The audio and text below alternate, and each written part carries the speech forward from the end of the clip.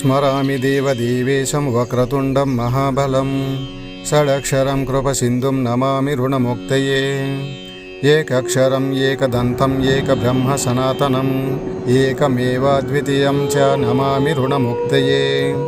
महागणपतिं देवं महासत्वं महाबलं महाविघ्नहरं शम्भो नमामि ऋणमुक्तये कृष्णाम्बरं कृष्णवर्णं कृष्णगन्धानुलेपनं कृष्णो सर्पभवितं च नमामि ऋणमुक्तये रक्ताम्बरं रक्तवर्णं रक्तगन्धानुलेपनं रक्तपुष्पप्रियं देवं नमामि ऋणमुक्तये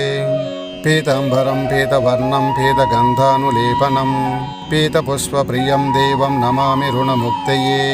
धूम्राम्बरं धूम्रवर्णं धूम्रगन्धानुलेपनं होमधूमप्रियं देवं नमामि ऋणमुक्तये पालनेत्रं पालचन्द्रं पाशाङ्कुशधरं विभुं